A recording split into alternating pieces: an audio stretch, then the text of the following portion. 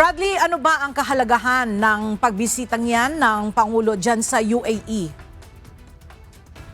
Ella, significant ito dahil ito pa lang ang pangalawang beses na pagpunta ng Pangulo ng Pilipinas dito sa Abu Dhabi o dito sa UAE.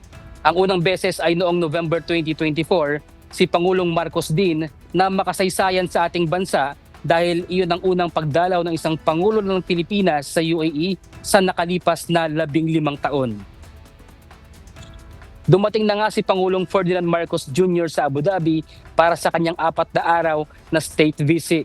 Siya at si Foreign Affairs Secretary Teresa Lazaro ay sinalubong ni UAE Ministry of Foreign Affairs Said bin Mubarak Al-Hajeri.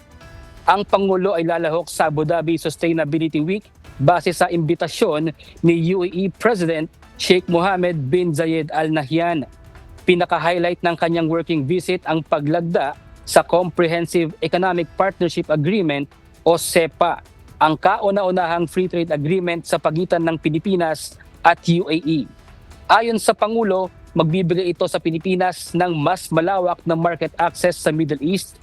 Bukod dito, lalagdaan din ng Pangulo ang isang Memorandum of Understanding on Defense Cooperation sa pagitan ng dalawang bansa na magbubukas ng oportunidad sa Pilipinas na makakuha ng advanced defense technologies. Ella, maya-maya magsisimula na rin ang serbisyo caravan ng Embahada ng Pilipinas para sa mga overseas Filipino workers dito sa Abu Dhabi.